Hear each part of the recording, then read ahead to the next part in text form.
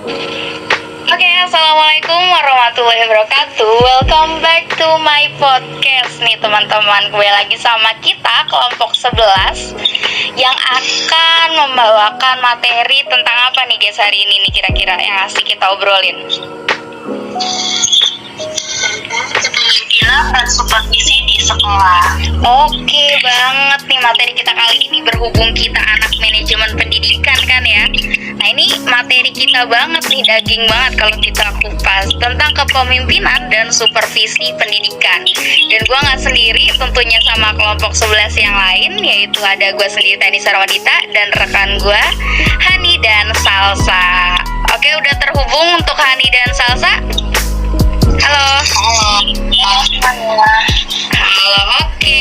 Karena udah terhubung nih langsung aja kali ya teman-teman. Kita berbagi nih, sharing sama teman-teman yang lain maupun anak manajemen pendidikan atau bukan terkait materi kita yang kali ini nih tentang kepemimpinan dan supervisi pendidikan. Nah, berbicara tentang kepemimpinan, sebenarnya menurut kalian tuh apa sih arti dari kepemimpinan gitu? Coba mungkin bisa dari Hani dulu. Oke, dari aku ya. Kalau menurut aku, kepemimpinan itu adalah kemampuan dan kesiapan seseorang untuk mempengaruhi, membimbing, dan juga orang lain agar mau berbuat sesuatu dengan rasa tanggung jawab untuk mencapai tujuan yang telah ditetapkan bersama. Oke banget. Kalau menurut Salsa sendiri gimana nih, Sa? Terkait arti kepemimpinan. Ya menurut aku kurang lebih sama ya sama Hani, yang dimana kepemimpinan itu merupakan kemampuan seorang individu dalam mempengaruhi orang lain untuk mencapai tujuan organisasinya dengan cara bekerja sama gitu. Oke, jadi teman-teman intinya kepemimpinan itu adalah sebuah skill gitu ya, yang harus dimiliki oleh seorang leader gitu, seorang pemimpin, dimana harus bisa mempengaruhi orang lain dengan cara-cara yang pastinya efektif dan efisien, dan tentunya harus bisa diteladani ya teman-teman. Oke, karena kita udah tahu arti kepemimpinan, mungkin gue pengen langsung ke materi kita nih tentang supervisi. Sebenarnya kenapa sih orang supervisor atau kepala sekolah itu perlu memiliki jiwa kepemimpinan? Dan kira-kira power apa aja sih yang harus dimiliki oleh seorang supervisor pendidikan, yaitu kepala sekolah dalam bertugas? Mungkin bisa Hani dijawab. Oke, jadi kenapa seorang kepala sekolah itu harus memiliki jiwa kepemimpinan? Ya karena kepala sekolah itu kan merupakan pemimpin ya dalam sekolah, yang mana seorang pemimpin itu harus mampu mempengaruhi dan menggerakkan pola pikir dan juga perilaku orang yang dipimpinnya, yang mana hal tersebut akan mempengaruhi kualitas tugas, hubungan kerja, dan keefektifan dari program ataupun aktivitas yang dilakukan oleh sekolah. Nah, adapun power yang harus dimiliki oleh kepala sekolah, yang pertama itu adalah reward power, yaitu kewibawaan yang menyebabkan bawahan atau orang lain melaksanakan tugas tertentu dengan harapan agar memperoleh hadiah yang diberikan. Yang kedua itu ada coercive power, yaitu kewibawaan yang mendorong bawahan atau orang lain berbuat sesuatu dengan memotivasi agar terhindar dari hukuman yang diberikan oleh pemimpin. Yang ketiga itu legitimate power, yaitu kewibawaan yang mendorong bawahan atau orang lain mengerjakan sesuatu karena memiliki kewenangan sehingga orang lain mempunyai kewajiban mematuhinya. Yang keempat, expert power, yaitu bawahan atau orang lain melaksanakan tugas karena percaya bahwa pribadi pemimpinnya itu memiliki pengetahuan khusus serta keahlian dan juga mengetahui apa yang diperlukan oleh bawahannya. Yang terakhir itu referent power, yaitu bawahan melaksanakan tugas karena kagum terhadap pribadi pemimpinnya, bahkan bawahan juga ingin memperoleh restu serta berkeinginan untuk bisa berbuat atau tampil seperti pribadi pemimpinnya. Begitu TH. Oke, jadi totalnya ada 5 power ya Hania yang harus dimiliki oleh seorang supervisor pendidikan. Iya, betul banget. Nah, kan kita udah tahu nih ya power dan tugas gitu ya dari seorang supervisor pendidikan. Jadi ternyata berat juga ya menjadi seorang supervisor pendidikan gitu. Nah, pertanyaannya apa sih tanggung jawab supervisor pendidikan terhadap guru gitu ya, yang tanggung jawabnya begitu besar sebagai nakoda pendidikan? Maksudnya tuh apa aja sih tugas dan fungsi guru itu? Nah, jadi tugas dan fungsi guru yaitu ada sebagai pendidik dan pengajar. Jadi setiap guru harus memiliki kestabilan emosi, ingin memajukan peserta didik, bersikap realistis, jujur dan terbuka, serta peka terhadap perkembangan, terutama inovasi pendidikan. Jadi untuk mencapai semua itu, guru harus memiliki pengetahuan yang luas, menguasai berbagai jenis bahan pembelajaran, menguasai teori dan praktik pendidikan, serta menguasai kurikulum dan metodologi pembelajaran. Jadi tugas dan fungsi dari guru tersebut yang kedua yaitu ada sebagai anggota masyarakat, yang dimana setiap guru harus pandai bergaul dengan masyarakat. Untuk itu harus menguasai psikologi sosial, memiliki pengetahuan tentang hubungan antar manusia, dan memiliki keterampilan membina kelompok. Lalu tugas yang ketiga yaitu sebagai pemimpin nih. Jadi setiap guru adalah pemimpin yang harus memiliki kepribadian, menguasai ilmu kepemimpinan, prinsip hubungan antar manusia, teknik berkomunikasi, serta menguasai berbagai aspek kegiatan organisasi sekolah. Lalu ada yang keempat yaitu sebagai administrator. Jadi setiap guru akan dihadapkan pada berbagai tugas administrasi yang harus dikerjakan di sekolah. Dan tugas guru di sekolah yang terakhir yaitu sebagai pengelola pembelajaran. Jadi setiap guru harus mampu dan menguasai berbagai metode pembelajaran dan memahami situasi pembelajaran di dalam maupun di luar kelas, dan tentunya dapat menerapkannya. Begitu TH. Oke, jadi banyak juga ya tugas fungsi dari seorang guru itu. Wah, ini guru nih benar-benar pahlawan tanpa jasa nih ya guys ya. Oh iya, jangan lupa nih, kemarin kita baru ngerayain namanya Hari Guru Nasional tanggal 25 November. Happy Teachers Day buat semua guru yang ada di Indonesia maupun dunia. Oke, nah makasih Salsa buat penjelasannya terkait tugas dan fungsi seorang guru. Nih kita jadi tahu nih ya betapa banyak peran yang harus dijalankan oleh seorang guru itu sendiri. Nah tapi kadang tuh ada aja gitu ya pemberitaan di media tuh yang guru mukul muridnya, terus guru bolos sekolah, ataupun guru kurang profesional dalam mengajar. Nah kira-kira apa aja sih ya faktor yang mempengaruhi sifat-sifat kepemimpinan yang dimiliki oleh seorang guru dalam bertugas? Jadi faktor-faktor yang mempengaruhi kepemimpinan guru di sekolah atau di kelas itu ada dua, yaitu dari faktor internal dan faktor eksternal. Jadi di faktor internal ini yaitu sebagai seorang pribadi, pemimpin tentu memiliki karakter unik yang membedakannya dengan orang lain. Jadi keunikan ini tentu akan berpengaruh pada pandangan dan cara dia memimpin. Ada karakter bawaan yang menjadi ciri pemimpin sebagai individu, dan ada kompetensi yang terbentuk melalui proses pematangan dan pendidikan. Sedangkan di faktor eksternalnya yaitu faktor-faktor ini menentukan bagaimana pemimpin mengatur dan mempengaruhinya. Jika bawahan ini adalah siswa, maka pemimpin yang guru ini akan menjalankan pola kepemimpinan sesuai dengan karakteristik siswa tersebut ya. Terus faktor eksternal lain yaitu adalah faktor situasi. Nah, situasi ini berkaitan dengan aspek waktu, tempat, tujuan, dan karakteristik dari organisasi tersebut. Begitu, TH. Oke, berarti ada yang dari dalam gurunya tersebut, ada yang dari luar gitu ya saya faktornya. Nah, berkaitan dengan faktor internal, gue punya pengalaman nih, punya guru Batak gitu ya, yang jelas-jelas notabene-nya seperti yang kita tahu gitu ya, kalau guru Batak tuh galak, tegas gitu. Nah itu juga bisa mempengaruhi berarti ya asal daerah dia dengan ketegasan sifat kepemimpinan dia ya. Ya benar sekali TH.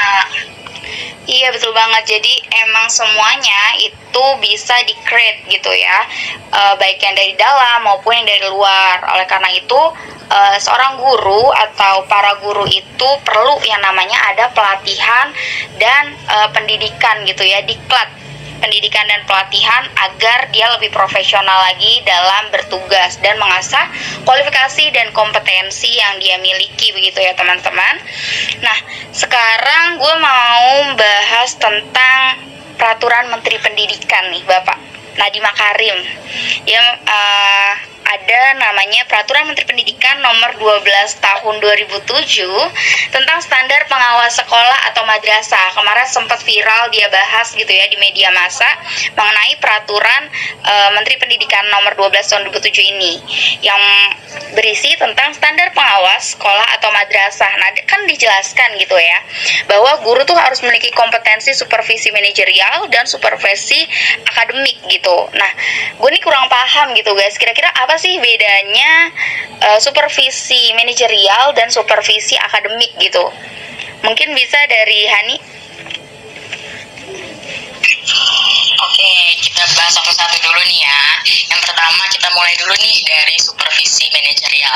Nah, kalau supervisi manajerial ini esensinya itu berupa kegiatan pemantauan, pembinaan, dan pengawasan terhadap kepala sekolah dan juga elemen sekolah lainnya di dalam mengelola, mengadministrasikan, dan melaksanakan seluruh aktivitas sekolah sehingga dapat berjalan dengan efektif dan efisien dalam rangka mencapai tujuan sekolah serta memenuhi standar pendidikan nasional. Fokus supervisi manajerial ini juga ditunjukkan pada pelaksanaan bidang manajemen ITH seperti manajemen kurikulum dan pembelajaran, manajemen kesiswaan, manajemen sarana, manajemen ketenagaan, manajemen keuangan, hubungan sekolah dan masyarakat, dan layanan khusus. Dalam melakukan supervisi tersebut, supervisor juga harus melakukan pemantauan terhadap pelaksanaan standar pendidikan di sekolah. Tujuan supervisi terhadap kedelapan aspek tersebut adalah agar sekolah terakreditasi dengan baik dan dapat memenuhi standar nasional pendidikan. Salah satu fokus penting lainnya dalam supervisi manajerial ini yaitu kepala sekolah harus melakukan pengelolaan atau manajemen sekolah yang baik agar dapat mencapai standar nasional pendidikan, seperti itu. Lalu yang kedua itu adalah supervisi akademik. Kalau supervisi akademik ini merupakan upaya membantu guru mengembangkan kemampuannya mencapai tujuan pembelajaran. Esensi dari supervisi akademik ini berkenaan dengan tugas supervisor untuk membina guru dalam meningkatkan mutu pembelajarannya sehingga pada akhirnya dapat meningkatkan prestasi belajar siswa. Adapun tujuan dilakukannya supervisi akademik ini nih TH. Yang pertama itu untuk membantu guru mengembangkan kemampuan profesionalnya dalam memahami akademik, kehidupan kelas, mengembangkan keterampilannya mengajar, dan menggunakan kemampuannya melalui teknik-teknik tertentu. Yang kedua, untuk memonitor kegiatan belajar mengajar di sekolah. Nah, kegiatan memonitor ini bisa dilakukan dengan kunjungan kepala sekolah ke kelas-kelas saat guru sedang mengajar, percakapan pribadi dengan guru, teman sejawatnya, maupun dengan sebagian murid-muridnya.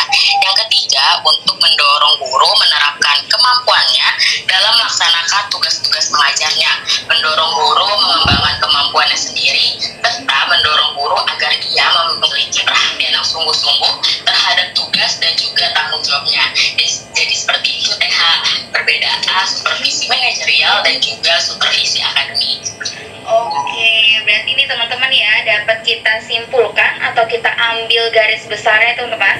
Perbedaan dari supervisi manajerial dengan supervisi akademik itu terletak pada fokus pembahasannya. Kalau manajerial itu lebih kepada 8 standar nasional pendidikan gitu ya yang ada di Undang-Undang Pasal 57 tahun 2021 terkait standar nasional pendidikan. Yang ada 8 itu ada tentang standar tenaga pendidikan, tenaga pendidik, sarana prasarana, standar isi, standar proses, pembiayaan, kurikulum, dan lain sebagainya. Nah, kalau misalnya standar akademik itu berfokus pada kegiatan penyelenggaraan proses pembelajaran. Makanya kalian tuh kadang suka lihat kan ya gitu, kayak zaman SD, SMP, atau SMA, aku tiba-tiba kayak ada kepala sekolah masuk gitu ya ke ruang kelas kita gitu, terus duduk di belakang, perhatiin gurunya lagi mengajar, perhatiin kita lagi belajar gitu. Ternyata itu lagi melakukan supervisi pendidikan ya teman-teman ya.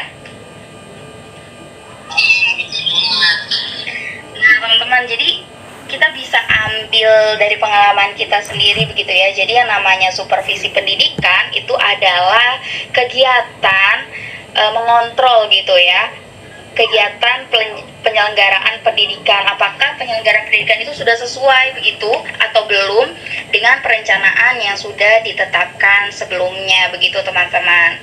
Nah, untuk selanjutnya nih, ada menurut Pidarta begitu ya, ahli pendidikan mengatakan pada 2009 bukunya halaman 130, dia mengatakan bahwa dalam implementasinya proses supervisi pendidikan dilaksanakan melalui 4 tahap guys. Nah, kira-kira apa aja sih tahapannya dan detail langkahnya seperti apa? Mungkin bisa dari Hani? Oke, 4 tahapan itu yang pertama adalah persiapan awal. Nah, dalam persiapan awal ini dilakukan oleh kedua belah pihak ya, teman-teman, yaitu supervisor dan juga guru. Adapun hal-hal yang dilakukan dalam persiapan awal ini, yang pertama itu melihat catatan atau informasi tentang kondisi guru-guru di sekolah yang bersangkutan. Yang kedua, supervisor menentukan atau memberi tanda di mana kelas guru itu mengajar dan tempat lokasi atau ruang kelas berada. Yang ketiga, menyiapkan alat-alat untuk melakukan supervisi pada waktu melaksanakan supervisi di dalam kelas, seperti daftar cek, catatan biasa, video, ataupun yang lainnya. Dan yang keempat, itu guru mengira-ngira apa yang akan dilakukan dalam supervisi mendatang. Jadi guru ini mencoba untuk menilai dirinya sendiri akan kemampuan mengajarnya secara umum. Lalu tahap yang kedua yaitu pertemuan awal. Dalam pertemuan awal ini ada hal-hal yang dilakukan. Yang pertama itu menciptakan hubungan yang akrab. Jadi sebelum membahas segala sesuatu yang diperlukan, supervisor itu terlebih dahulu menciptakan iklim kerja yang kondusif agar suasana tampak hangat dan damai. Dengan cara ini diharapkan terjadinya hubungan yang akrab antara supervisor dan juga guru. Yang kedua, mendalami kondisi guru. Jadi sambil menciptakan suasana yang damai dan hubungan yang akrab ini, supervisor berusaha untuk mendalami keadaan guru. Di situ diharapkan guru dapat mengutarakan pendapatnya secara terbuka. Yang ketiga, hubungan seperti ini akan melahirkan kerjasama yang harmonis antara supervisor dan juga guru. Yang keempat, kerjasama dan pembicaraan mengarah kepada berbagai kelemahan yang dimiliki oleh guru untuk diperbaiki dalam proses supervisi. Yang kelima, membuat hipotesis pertemuan awal. Jadi pertemuan awal ini diakhiri dengan membuat hipotesis tentang cara-cara memperbaiki kelemahan guru dalam proses pembelajaran. Yang keenam, itu memutuskan waktu kapan supervisi akan dilakukan. Lalu tahap yang ketiga yaitu proses supervisi. Jadi setelah pertemuan awal itu dilakukan, maka kedua belah pihak bersiap-siap untuk melaksanakan supervisi. Adapun langkah-langkah dalam melakukan proses supervisi ini nih, teman-teman. Yang pertama itu ada persiapan. Jadi baik supervisor maupun guru itu bersiap-siap untuk melakukan supervisi. Supervisor dapat mengecek kembali alat-alat dan kelengkapan lain untuk melakukan observasi. Sementara guru dapat berlatih dalam mengaplikasikan hipotesis yang baru dibuat dalam pertemuan awal. Yang kedua, guru dan supervisor mulai memasuki ruangan kelas. Biasanya ketika supervisi berlangsung, supervisor itu duduk di belakang kelas sambil mengamati guru mengajar. Yang ketiga, sikap supervisor. Supervisor harus dapat membawa diri sebaik-baiknya dalam melaksanakan supervisi di kelas. Yang keempat, cara mengamati. Supervisor ketika melakukan supervisi itu harus mengamati guru secara teliti, lebih teliti daripada teknik-teknik supervisi yang lain. Dia akan mengobservasi secara detail tentang gerak-gerik guru yang berkaitan dengan kelemahan guru yang akan diperbaiki. Yang kelima, mengakhiri supervisi. Jadi setelah selesai mengajar, guru menutup pelajaran dan kemudian mempersilahkan siswa untuk keluar kelas. Lalu juga diikuti oleh guru dan supervisor yang keluar kelas. Lalu tahap keempat yaitu pertemuan balikan. Jadi setelah kelas usai dan guru beserta supervisor mengakhiri supervisi di kelas, maka guru dan juga supervisor itu melakukan diskusi atau pertemuan balikan. Nah, dalam pertemuan balikan ini itu ada langkah-langkah yang dilakukan. Yang pertama itu sikap supervisor. Jadi dalam pertemuan balikan ini, supervisor itu sepatutnya tetap membawa diri seperti halnya dengan sewaktu di dalam kelas, yaitu tetap sopan, ramah, dan menghargai guru yang diajak berdiskusi. Yang kedua, refleksi guru. Awalnya guru diberi kesempatan untuk mengemukakan pendapatnya tentang perilaku sebagai pengajar dan pendidik di dalam kelas tadi. Yang ketiga, ketiga, evaluasi supervisor. Setelah selesai, guru yang disupervisi memberikan pendapatnya tentang hasil perbaikan kelemahannya, kini giliran supervisor untuk menyatakan pendapatnya nih tentang data yang didapatnya berdasarkan hasil pengamatan di dalam kelas tadi. Yang keempat, diskusi bersama. Setelah masing-masing guru dan juga supervisor selesai memaparkan pendapatnya, kini kedua belah pihak itu melakukan diskusi bersama. Yang kelima itu ada kesepakatan. Jadi setelah cukup berdiskusi, sudah mulai tampak mengarah ke tujuan yang ingin dicapai, maka akan dibuat kesepakatan antara guru dan juga supervisor. Nah, kesepakatan ini berkaitan dengan hipotesis yang ditetapkan dalam proses pembelajaran yang tadi telah dilakukan. Yang keenam itu penguatan. Dalam pertemuan balikan ini, setelah kesepakatan telah tercapai, supervisor itu perlu memberikan penguatan kepada guru mengenai kelemahan-kelemahan yang perlu diperbaiki. Dan yang ketujuh itu tindak lanjut. Pertemuan balikan tentang hasil ini akan diteruskan dengan menentukan kelanjutan dari supervisi yang telah dilakukan. Jadi seperti itu TH untuk tahap-tahap proses supervisi di sekolah. Wow, ternyata panjang juga ya prosesnya. Kita kan taunya kita dinilai doang gitu ya sebagai seorang guru gitu, kepala sekolah masuk ke dalam kelas. Ternyata sebelum itu ada tahap-tahap yang harus dilakukan tentunya teman-teman ya. Mengingat supervisi ini, kegiatan supervisi pendidikan itu bukan hal yang sembarangan untuk dilakukan, tapi terdapat prosedur-prosedur yang harus dilakukan dari awal sampai akhir yang tentunya harus urut nih teman-teman. Nah, jadi buat anak-anak manajemen pendidikan nih ya, ini calon-calon tenaga pendidikan ini tugas kita nih teman-teman untuk menjadi seorang supervisor pendidikan. Kira-kira untuk Hani dan Salsa udah siap belum nih buat jadi supervisor pendidikan gitu ya? Harus siap dong. Kan kita calon lulusan manajemen pendidikan. Nah, benar tuh. Oke, mantap. Jadi siap gak siap kita harus tunjukin gitu kualitas dari seorang tenaga pendidikan gitu, lulusan sarjana manajemen pendidikan Universitas Negeri Jakarta. Oke teman-teman, mungkin segitu dulu nih buat materi yang bisa kita sharing hari ini. Mungkin kita bisa bertemu di episode selanjutnya. Gue Teh Hanisa Ramadita dan dua rekan saya Hani dan Salsa pamit undur diri. Wassalamualaikum warahmatullahi wabarakatuh. See you next time. Bye Salsa, Hani. Dadah semuanya.